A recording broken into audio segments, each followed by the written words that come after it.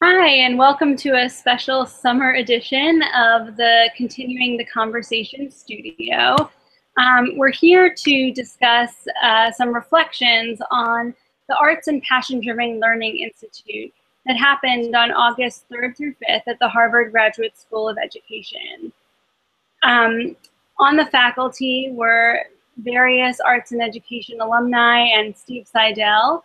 And we want to reflect on that experience and talk about what conversations are still bubbling from that experience. The Institute is co-hosted by the Silkroad Ensemble, a cultural organization founded by the cellist Yo-Yo Ma. And the members of the ensemble also acted as faculty members throughout the Institute. So I'm here with two incoming students to the Arts and Education program. Do you guys want to introduce yourselves? Sure. Sure. My name is Karen Cueva. I'm coming into the Arts and Education program as a violinist and educator, coming most recently from New York City, where I just finished a master's at Juilliard. And my name is Patrick McGuire, and Karen and I have been studying together since high school. At Juilliard also after that, and I worked for Silkroad Project, which is how I got involved with the Arts and Passion-Driven Learning Institute, and which is what led me to AIE. Great. And I'm ELISA Freiburg, and I'm a co-chair of CTC and an AIE alum in 2007. And I was lucky enough to be a fellow for the Institute, so got to experience it and document it throughout the 3 days of the Institute. So can you guys just maybe start off by describing what your experience was of the Institute, parts of it stood out for you, and what elements felt really unique? Sure. For me, what really stood out was having the conversation with so many different artists and educators who were part of the program from all over the world. I think that coming from a conservatory environment, I was very focused on performing and teaching in nonprofit organizations, but seeing how different artists and educators were implementing the arts into their careers was really fascinating. And also to interact with Silkroad was just amazing. I had a really similar experience last year. I was actually able to be there both a few weeks ago in the Institute last year with Karen. And coming from conservatory environments, I was very passionate about the arts and very passionate about education and teaching, but I had never seen the intersection so clearly before as at this institute. Yeah, so I think actually last year Liz Lerman was the keynote speaker, and I remember her giving a presentation at one point where she described the continuum of performing in arts contexts and then performing in educational contexts, or working, choreographing in educational contexts. And that a lot of times we think of, see if I can get this, we think of it this way, where one is at the top and one is at the bottom. But for her, the continuum actually goes this way, where everything is in between. And that was a really important distinction for me that I had never thought of until then. Yeah, I think for me, I guess coming from like one end of the continuum where I feel really on the education side, a lot of times it was amazing to be with the Silkroad Ensemble, who are such artistic beings, and taking what they're bringing to the table as artists and thinking about the parallels in the artistic setting. I know Steve led a kind of closing panel where we talked about the rehearsal process and just what parallels exist between the rehearsal process and an educational experience. How is the rehearsal process a learning process? And I found that to be a really good, I guess, example or metaphor for my experiences in the classroom and what we encounter in the classroom. And so that just really stood out for me from the Institute, is the educators kind of moving more toward the artist side of the continuum. For me, just to jump off what you said, About the rehearsal process, I remember watching, we actually watched a portion of the Silkroad rehearsing. It was about 20 minutes of a rehearsal. And it actually illuminated how I think of rehearsing as an artist, because I think that oftentimes we want to go through the motions, we want to just prepare things if we have a concert coming up and there's limited rehearsal time, but we don't always think of it as an educational experience. And so that for me not only illuminated how I think about education, but also as a violinist, how I interact in rehearsals. So I totally understand how that was really revolutionary. I think something else that came up in this year's panel was the question of, what happens when you lose your passion for what you're doing. And I know at one point the comment came up about, oh, well, what if you're in this rehearsal and it's for a really bad gig and you really don't want to be there, you're not prepared, you're not playing with people you like to play with, it just doesn't seem to be going right, but you have to do it because that's how you're making your money. As opposed to being in a rehearsal setting where it's your own idea, it's your own project, you're really engaged in what you're doing. What are the differences there? How do you keep yourself at the same engagement level and keep it at the same level of passion in both of those situations? And I think that was a really clear crossover experience between the artists in the room and the teachers in the room, which was really great. Yeah, it was interesting. I think I've had situations where the students working in a residency, they'll be working on the same material or the same project for half of a school year, and it's like, how do they keep that passion sustained for that amount of time, and how do they keep it fresh? And one strategy that we've used is performance goals, and that the act of having a performance or engaging in a performance can reinvigorate the passion for what for the material.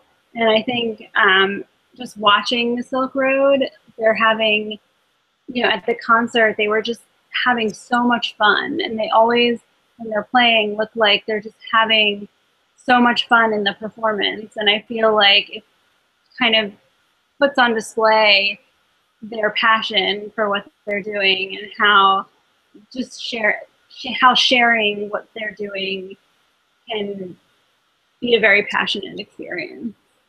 Absolutely. For me, something that really stood out that I also observed some of the Silkroad artists speaking about even after the concert was the concept of reflection. After every workshop and plenary sections, we also have time for reflection. And I think that extends both towards educators, reflecting on what they're doing that is working, but also what they're doing that could perhaps be changed or transformed into something that could better serve their students and their goals. And I think that that's just as beneficial for artists who sometimes, speaking to what Patrick said, going to the next gig, trying to make the rent payment. You also want to be reflective of what you're creating and the artistic voice that you're putting out there. I think that leads really well into something that was a big part of this year's Institute, which was new. Was that every participant made an accordion book as a tool for reflection. And this was led by AIE alums Todd Elkin and Arzu Mystery. And they're in the middle of creating an accordion book about accordion books. It's basically just a reflective tool that they use to think about artistic practice and their teaching practice. And it centers all around the questions that come up in their lives around what they're doing in the arts and in teaching, which was also a central theme to APL this year. Yeah. Yeah, and we have some examples of the accordion books on the website as well. And I think that act of documentation too, I feel like so often we engage in sort of this verbal reflection, where it's like ephemeral. We reflect and then it has an impact, but it's just as fleeting as the experience itself. And the accordion books really created this like lasting, documented reflection of the experience. And I think it allows everyone to kind of go back and revisit and kind of reconsider all the ideas. I know I've like gone back and read through my notes a couple times since the Institute. Yeah, for me, it's also, it's turned into a way to really organize all of my thoughts. So I started out using it as a way to kind of take notes, and I would draw connections between things. But what I found that I ended up doing later was I would take notes on scrap paper, and then I would figure out how to organize all of those notes into something so that each page of the accordion book either focused on one question or one thought. And because I consider myself both an artist and an educator, and for so long I had these many different questions about what I was doing, and it seemed like they were going in very different directions. And having the accordion book as something visual right in front of me, I see both of these different types of questions in front of me, and I can draw parallels, connections between what, this question I have about, let's say, rehearsing with someone who I've never rehearsed with before, and what that dynamic is like, and then starting in a classroom with a new class. I might not have drawn that connection if I hadn't seen it right in front of me that way. Yeah, it's a lot easier, I think, with the books, especially because the way they kind of fold out into one long piece to draw the connections, as opposed to like having to turn the page. The fact that they really open up, you're kind of forced to make those connections, and that's a really great element. What are there questions that are still bubbling for you? Questions that you're still thinking about and grappling with? For me, definitely Liz Lerman, who was the speaker, really for me, I feel changed my life. And because of this thinking of yourself as an artist and an educator on a single continuum, I definitely feel questions or just organizational thoughts that are leading me through today are how much artistry, how much education will my career comprise of as time goes on, and to be fine with understanding I'm going to be teaching more at this time. I might practice a little bit less, but that doesn't mean I'm any less invested. It's just I'm allocating my resources in a different way to nourish my creative side to its fullest potential. So I feel that the questions that I have at the APL are still breathing inside me and are also going to be through this year at Arts and Education. I had two big question moments this past year, I think. One of them, Kevin Coleman of Shakespeare and Company gave an epic Shakespeare workshop. It was 2.5 hours long, and 100 of us were running around the room and becoming French fries and trying to become a triangle inside of a circle inside of a square within 3 seconds or something. But all of that as a way to, everyone came to the Institute this year having memorized 4 lines of Shakespeare at first choice. And we all eventually, after an hour of play and doing all this crazy stuff with him, individually got up in front of the room of between 120 and 140 people, I think, and recited our 4 lines. And I think there's something he said, it's not about getting it right, it's about bringing it alive. And this whole experience, that whole experience for me around that statement brought up so many questions about, well, how, first of all, how is he actually doing this? I'm probably one of the quietest, shyest people in the room, at least I thought I was. But still, when I got up there, even though I was terrified, I almost find myself a photocopying job to do instead of doing that workshop. But to be able to get up in front of everyone and actually recite my Shakespeare lines, and I felt like I was loud and I was confident, and I was really bringing it alive and not just trying to remember the lines and say the words step by step.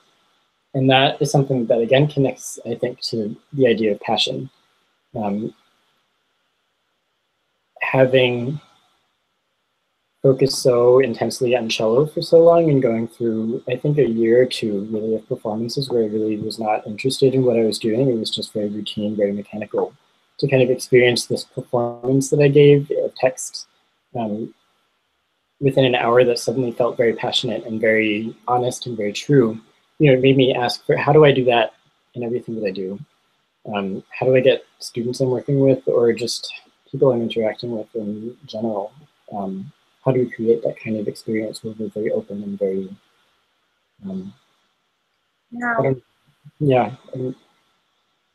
One thing that stood out to me about that experience was just how much time he gave to letting people have that opportunity.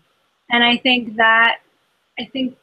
don't know, I mean, he was rushing us along just because he knew he had a time limit, but to allow 100 and some people to actually perform their lines, I think so often in the classroom we are like, okay, well, 3 representatives perform because that's what we have time for if we want to get to all these other things. And I think just like valuing the chance for everyone to have the experience and taking the time to say that this is important for everyone to feel what it's like to do this. I don't know how, I guess my question is how to do that in the classroom and how to make the space for that and the time for that. But it definitely stood out as really important to me.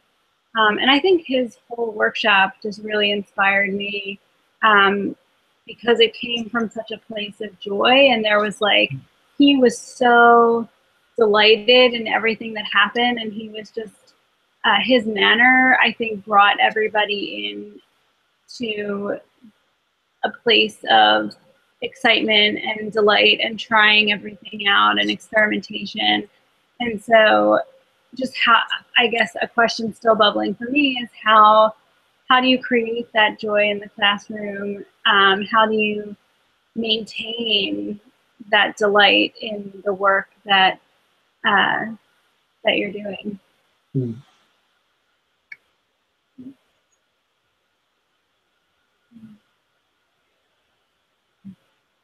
You know, I wonder, even going off of that, you know, I think it's natural that everyone's going to have ups and downs in terms of the joy or the passion they're able to bring to their work. But maybe my question coming out of your question is, how do you allow yourself to go into a low point and get yourself back up? I don't know if that, is that, I mean, is it, yeah.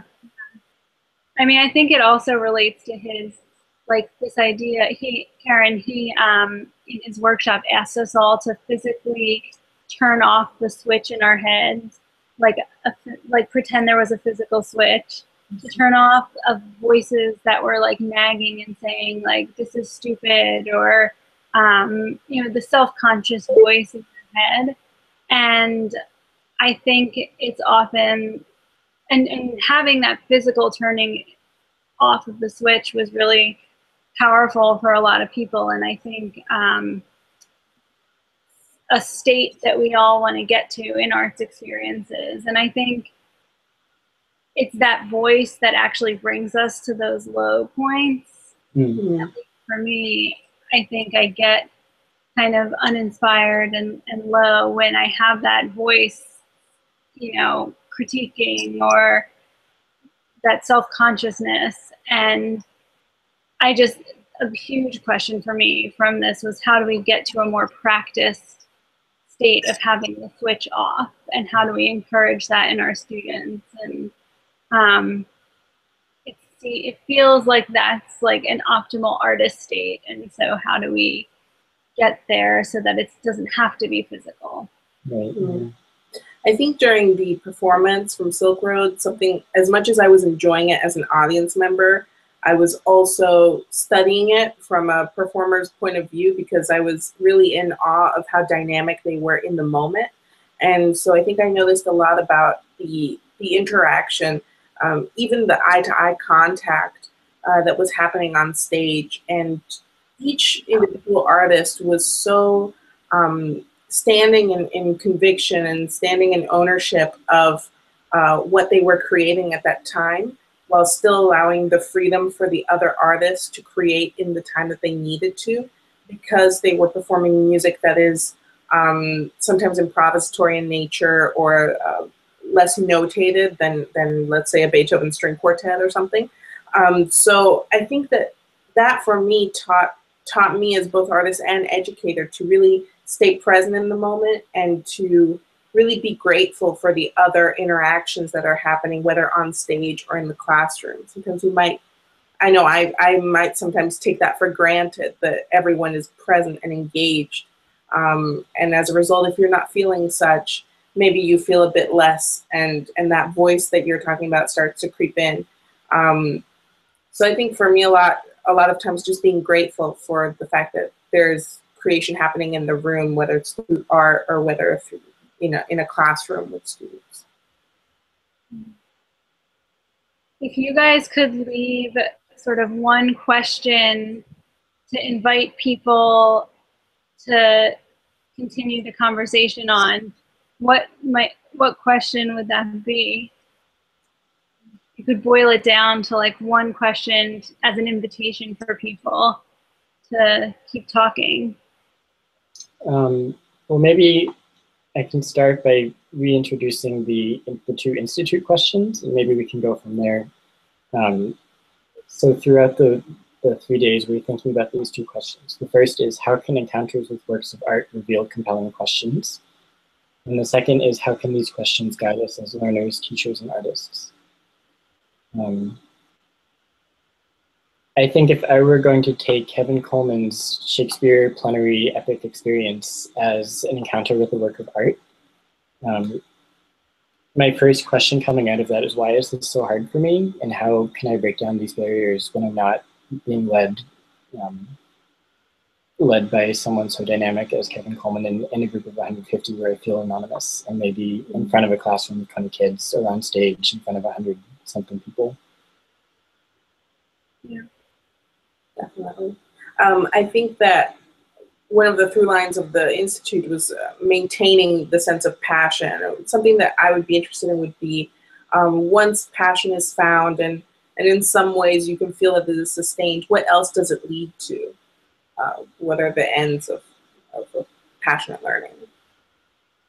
I guess for me, it's how to create those moments of joy in the classroom and just maintain those moments of joy. But also a question that Arzu raised after the concert that really sticks with me is, how do we not flatten difference, and how do we use it and heighten it and use difference for generative purposes? And I guess like with the Silkroad Ensemble, you know, they're bringing so many differences together to create something really incredible. And so how do we translate that into our education work and use difference as opposed to try to flatten it? And I think that relates for me a little bit to the question about time and how do we not rush and kind of, I mean, to really explore difference, it takes a lot of time.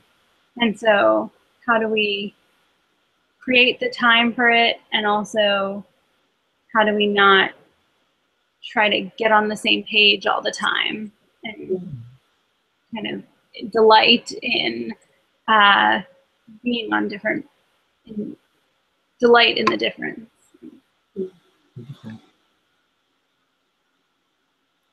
Well, I want to thank you both so much for joining us, and I hope that this conversation will continue on the website and also in all our work in the arts and education field, and also in the arts and education classroom. And we hope to see you back online and in the studio in the coming year. Likewise. Thank you, Thank Elisa. you. Thank you.